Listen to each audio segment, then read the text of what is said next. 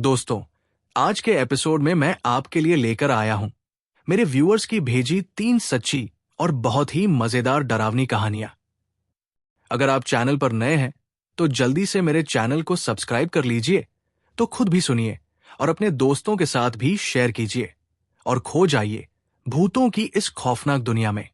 मैं आपको अपना रियल नाम तो नहीं बता सकता, लेकिन मेरे दोस्त मुझे बौना कह के बुलाते हैं। वैसे मेरी हाइट 57 है, लेकिन फिर भी मेरे दोस्त मुझे प्यार से बौना बुलाते हैं। मैं हिमाचल के ऊना जिले का रहने वाला हूं। मैं एक ड्राइवर हूं और ट्रक और ट्रैक्टर चलाने का काम करता हूं। अक्सर गाड़ी चलाते चलाते मैं आपकी कहानियां सुनता हूं और मुझे आपकी कहानियां बहुत अच्छी लगती हैं। आज मैं भी आपको अपने और अपने दोस्त के साथ घटी एक बिल्कुल सच्ची घटना के बारे में बताने जा रहा हूं। ये कुछ ही महीने पहले की बात है। उन दिनों मेरे पास ट्रक का काम नहीं आ रहा था, इसलिए मैंने सोचा कि क्यों ना ट्रैक्टर से ही इधर उधर माल उठाना शुरू कर दूं।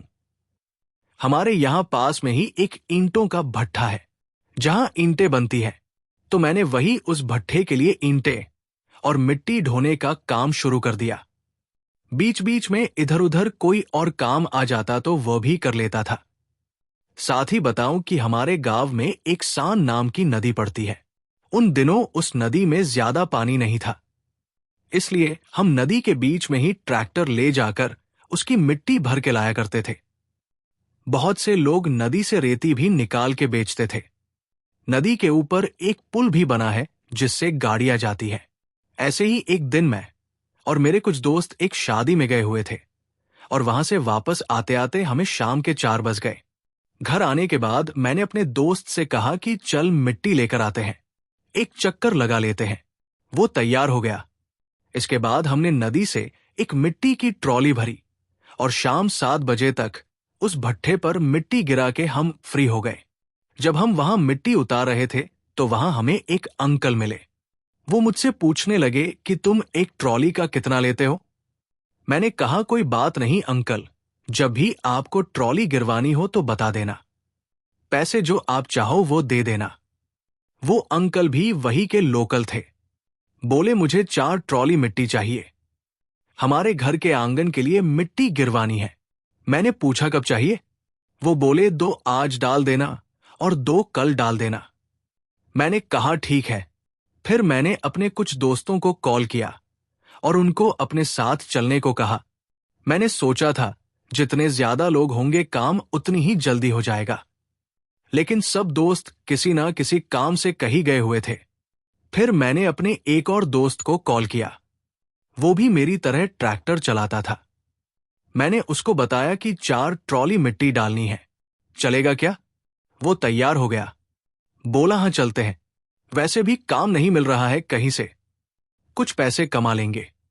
उसने ट्रैक्टर के मालिक से बात की और फिर हम दोनों अपने अपने ट्रैक्टर लेकर नदी पर चले गए मिट्टी भरने के लिए। हमने सोचा था कि 2 ट्रॉली आज डाल देंगे और 2 ट्रॉली कल कर लेंगे। दोनों मिलके मिट्टी भर लेंगे, काम भी जल्दी हो जाएगा। हम टोटल 3 लोग थे, मैं, मेरा दोस्त और उसके साथ आया ट्रैक्टर का मालिक। जब हम घर से निकले तब तक रात के 8 बज चुके थे और 8 बजे तक हम नदी के पास पहुंच गए और मिट्टी भरना शुरू कर दिया। हम 11 बजे तक मिट्टी भरते रहे। हम तीनों की ही हालत खराब हो गई थी। एक ट्रॉली तो पूरी भर गई थी, लेकिन मेरी वाली में मिट्टी कम थी। चारों तरफ बिल्कुल अंधेरा था। साथ ही बताऊं कि वो नदी ऐसी थी कि उसके एक तरफ तो घना जंगल है और दूसरी तरफ एक श्मशान घाट बना है, और रात 11 बजे वो इलाका बिल्कुल सुनसान हो जाता है। वो दोनों मिट्टी भर ही रहे थे। मैंने उनसे कहा कि मैं जरा टॉयलेट करके आता हूं। इतना कह के मैं टॉयलेट करने के लिए थोड़ा सा आगे की तरफ चला गया और वहां जाके टॉयलेट करने लगा। लेकिन तभी वहां खड़े खड़े मुझे आगे नदी के पानी में कोई खड़ा हुआ दिखाई दिया। मैंने ध्यान से देखा तो वो कोई एक नहीं बल्कि 4 लोग थे और उन चारों ने लंबे लंबे सफेद कुर्ते पहने हुए थे, जैसे अरब के शेख लोग पहनते हैं ना, बिल्कुल वैसे। उनके कुर्ते इतने लंबे थे कि उनकी टांगे भी नजर नहीं आ रही थी। एक बार के लिए मुझे लगा कि शायद मेरी आंखों को कोई धोखा हो रहा है। मैंने उनको आवाज भी लगाई, कौन है वहां? लेकिन उनका कोई जवाब नहीं आया। मैंने फिर से पूछा, कौन खड़ा है वहां? लेकिन उन्होंने इस बार भी कोई जवाब नहीं दिया। लेकिन इस बार मेरी आवाज मेरे दोस्तों ने सुन ली। मेरी आवाज सुनकर वो दोनों फावड़े को कंधे पर रख के मेरे पास आए और बोले, बौने क्या हुआ? किसको आवाज लगा रहा है? मैंने उनको सामने की तरफ इशारा किया। उन्होंने सामने देखा और हमारे देखते ही देखते वहां और भी कई सारे सफेद कपड़े पहने लोग पानी में से निकल के बाहर हमारी तरफ आने लगे। ये देखते ही वो दोनों तो उसी वक्त वहां से भागने लगे। उस ट्रैक्टर के मालिक ने जल्दी से अपना ट्रैक्टर स्टार्ट किया, लेकिन जैसे ही वो ट्रैक्टर ले जाने लगा, ट्रैक्टर का टायर मट्टी में फंस गया। उसने एक आध बार आगे पीछे किया तो टायर बाहर निकल गया। अब मेरी बारी थी। मैंने अपने दोस्त को बोला, जल्दी बैठ। लेकिन मेरा ट्रैक्टर उस वक्त नदी में ऐसी जगह पर खड़ा था जहां से बिना टोचन के उसको बाहर निकाला ही नहीं जा सकता था। मतलब उसको दूसरे ट्रैक्टर से खींच के ही बाहर निकाल सकते थे, लेकिन दूसरा ट्रैक्टर तो वो पहले ही भगा ले गया था। मैंने ट्रैक्टर बाहर निकालने की बहुत कोशिश भी की, लेकिन टायर बुरी तरह फंस गया था। अब वो सफेद कपड़े वाले लोग पानी से निकल के मेरे बहुत पास पहुंच गए थे और ट्रैक्टर की लाइट में अब हम उनको साफ साफ देख पा रहे थे। वो चल तो रहे थे, लेकिन उनमें से किसी के भी पैर नहीं थे और उनके शरीर में सिर्फ हड्डियों का ढांचा था। ये देख के मेरी तो आत्मा ही बाहर आ गई। मैंने उसी वक्त अपने ट्रैक्टर से छलांग लगाई और अपने दोस्त को बोला, भाग, एक तरफ जंगल था। इसीलिए हम दूसरी साइड जहां श्मशान घाट था वहां से होते हुए अपने घर की तरफ भागने लगे। आगे करीब 200 मीटर सामने हमें श्मशान की सीढ़ियों पर चढ़कर जाना था। अब जैसे हम श्मशान के अंदर पहुंचे, हमने देखा कि जिस जगह चिता जलाई जाती है उसके पीछे एक औरत काले कपड़े पहने बैठी थी। वो हमें ऐसे देख रही थी जैसे हमारे ही वहां आने का इंतजार कर रही हो, जैसे उसको पता था कि हम वहां आएंगे। उस वक्त मेरी तो डर के मारे हालत ऐसी थी कि समझ ही नहीं आ रहा था कि वो औरत कोई इंसान है या कोई भूत। लेकिन फिर जैसे तैसे वहां से भाग के हम बाहर रोड पर पहुंचे, जहां से वो श्मशान और नदी दोनों साफ साफ दिखाई दे रहे थे। मैंने वहीं से अपने सब दोस्तों और आसपास के लोगों को फोन करके वहां इकट्ठा किया। वहां से मेरा ट्रैक्टर भी दिखाई दे रहा था। मेरा ट्रैक्टर तो उसी जगह था, लेकिन आसपास वो सफेद कपड़े वाले लोग अब दिखाई नहीं दे रहे थे। फिर थोड़ी देर बाद जब मेरे दोस्त और घर वाले और आसपास के लोग वहां पहुंचे तो मैंने उनको सारी बात बताई। मैंने उनको ये भी बताया कि मेरा ट्रैक्टर नदी के पास ही है और श्मशान में कोई औरत बैठी है। तो मेरे दोस्तों ने हाथ में लठ उठा लिया और फिर हम जैसे ही ट्रैक्टर लेने के लिए श्मशान से होकर जाने लगे, हमें इतनी जोर से किसी औरत के हंसने की आवाज सुनाई दी कि मेरे दोस्त और चाचा ताऊ वगैरह जितने भी हमारे साथ थे सब डर के रोड पर भागने लगे। जो मेरा दोस्त शाम से मेरे साथ था वो तो इतना डर गया था कि जोर जोर से रोने लगा। सबने बोला कि कोई बात नहीं, हम ट्रैक्टर सुबह ले लेंगे, अभी रात बहुत हो गई है, इस टाइम वहां जाना ठीक नहीं होगा। जान है तो जहान है। इसके बाद हम सब अपने अपने घर वापस आ गए, लेकिन मुझे पूरी रात नींद नहीं आई। फिर अगली सुबह दिन निकलने के बाद हम 7-8 लोग जब ट्रैक्टर लेने गए तो देखा कि ट्रैक्टर वैसा का वैसा वहां फंसा खड़ा था। मैंने अपनी ट्रॉली वही खड़ी कर दी और अपना ट्रैक्टर लेकर चला गया। वो जो दूसरा ट्रैक्टर वाला था जो रात को ट्रैक्टर लेकर चला गया था, उसकी ट्रॉली भी बीच रास्ते में ही फंस गई थी। उसे भी अपनी ट्रॉली रास्ते में ही खाली करनी पड़ी। बाद में हम उस अंकल के घर गए और उसको काम के लिए मना कर दिया। हम दोनों ने ही अपने ट्रैक्टरों में उस नदी का रेत भर तो लिया था, लेकिन हम उस रेत को ले जा नहीं सके। हमें वो वही खाली कर देना पड़ा था। उस दिन के बाद से मैंने और मेरे दोस्त ने रात में काम करना बंद कर दिया है, लेकिन आज भी कई बार मुझे सोते सोते स्लिप पैरालिसिस हो जाता है। मेरा नाम ऋषभ है। मैं झारखंड का रहने वाला हूं। आज मैं आपको अपने फ्रेंड के साथ घटी एक बिल्कुल सच्ची घटना के बारे में बताना चाहता हूं। कहानी ऐसी है कि मेरा ये फ्रेंड जब 5th क्लास में था, तब एक बार ये गर्मी की छुट्टियों में अपने गांव गया था। ये अपने मम्मी पापा के साथ शहर में रहता था और उस साल ये पहली बार अपने गांव में गया था। इसको लगता था कि बाकी गांव की तरह जैसे फिल्मों में दिखाते हैं, इसके गांव में भी बहुत चहल पहल रहती होगी। लेकिन इसका गांव वो बहुत अलग था। वो गर्मियों का टाइम था और गांव में दोपहर के टाइम कोई घर से बाहर नहीं निकलता था। जब वो गांव में अपने घर पहुंचा तो देखा कि उसके दादा बाहर आंगन में बैठ के अपने लोहे के हथियार साफ कर रहे थे, जैसे दराती, कुल्हाड़ी, खड़ग वगैरह। उन्होंने जब देखा कि उनका बेटा उनके पोते को लेकर गांव आया है, तो उन्होंने उठते ही सबसे पहले अपने बेटे को, मतलब मेरे दोस्त के पापा से कहा कि तुम बच्चे को लेकर यहां क्यों आए हो? तुम्हें पता है ना ये गांव ठीक नहीं है। मेरा दोस्त उस टाइम काफी छोटा था और वो ये सब नहीं समझता था।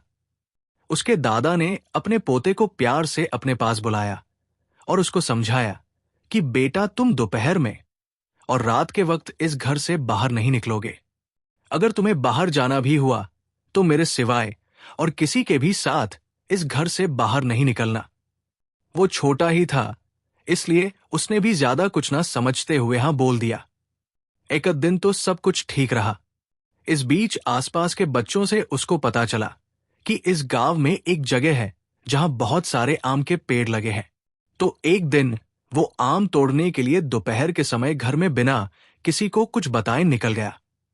उसने सोचा था कि बाहर उसको आसपास के बच्चे मिल जाएंगे और उनके साथ वो आम तोड़ के ले आएगा। लेकिन बाहर कोई नहीं था।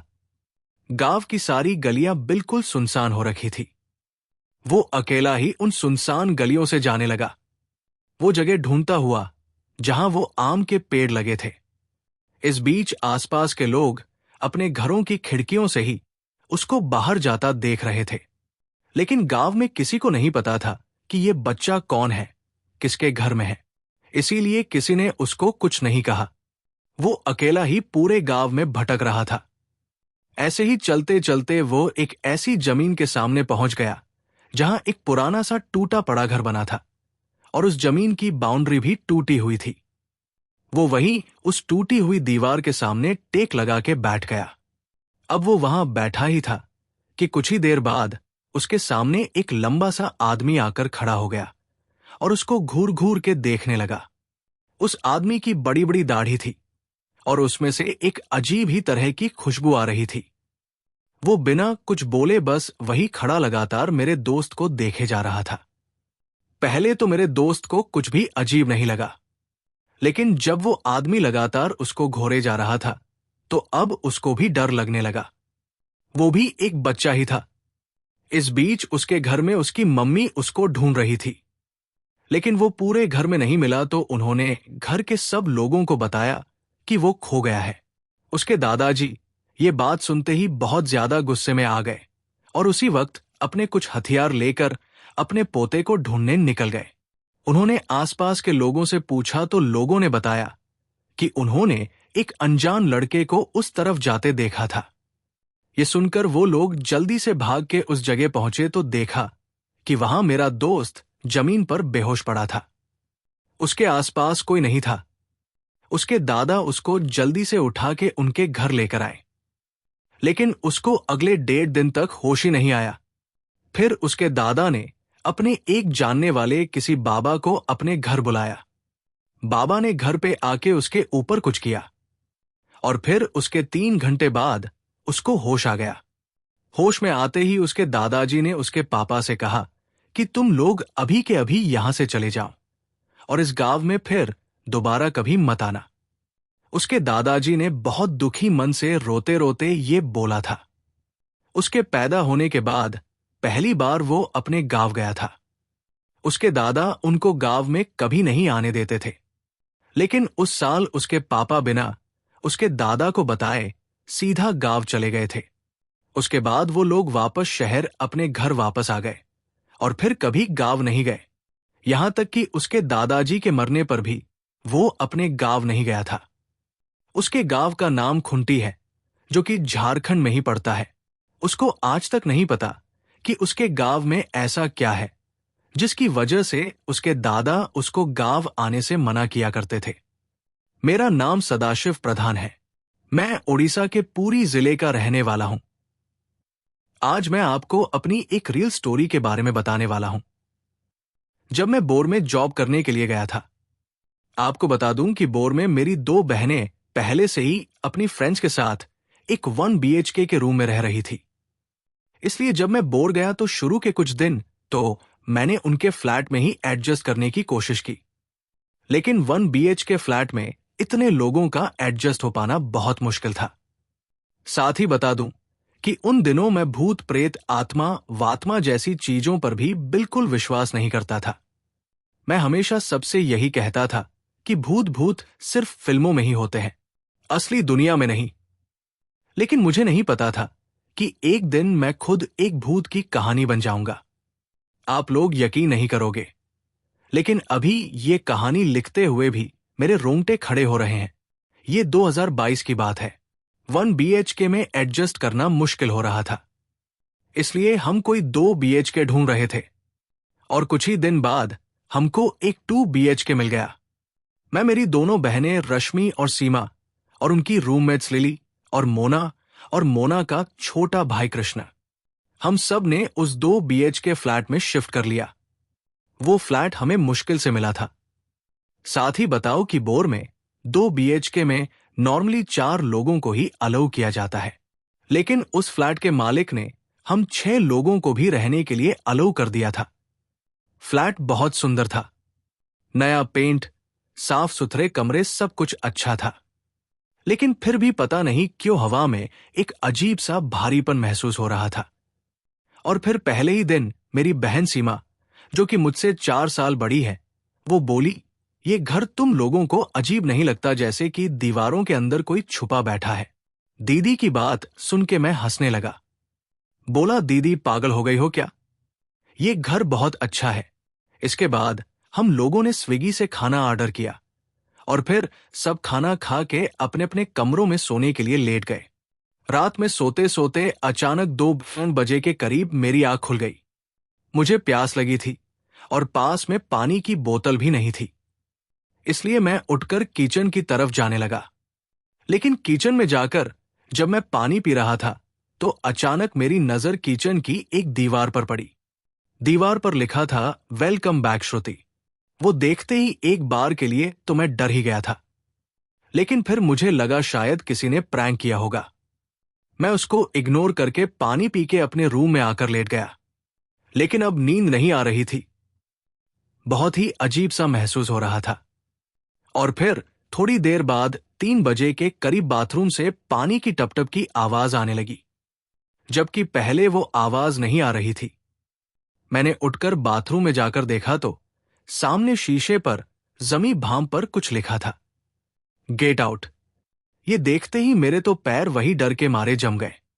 पहले किचन की दीवार पर वो लिखा मिलना, और अब ये मैं वही खड़ा अपने आप को समझा रहा था कि ये बस शीशे पर मॉइस्चर जम गया है। मुझे बस इल्यूजन हो रहा है, डरने की कोई बात नहीं है। और तभी पीछे से हल्की चप्पल घिसने की आवाज आई। मैं झट से पलटा। वहां कोई था तो नहीं, लेकिन एक बार के लिए ऐसा लगा जैसे कोई साया दीवार से फिसल के उसके अंदर समा गया हो। मैंने सोचा मैं नींद में हूं, ठीक से आंख भी नहीं खुल रही है, मुझे ही धोखा हुआ होगा। ये सोच के मैंने वो सब इग्नोर किया और वापस से आकर सो गया। लेकिन सच बताओ तो उस रात पहली बार मुझे फील हो रहा था कि शायद भूत सच में होते हैं। अगली सुबह मैंने ये बात बाकी सबको बताई तो किसी को यकीन नहीं हुआ।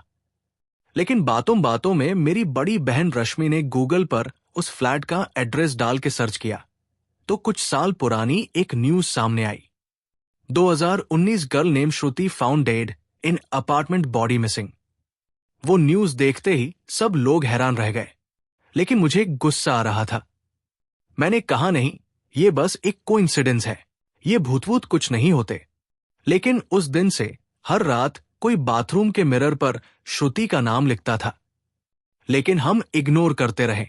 इस बीच अगले कुछ ही दिनों में हमने नोटिस किया कि मेरी बड़ी बहन का बिहेवियर थोड़ा चेंज होता जा रहा था। वो हर समय चुप रहने लगी थी।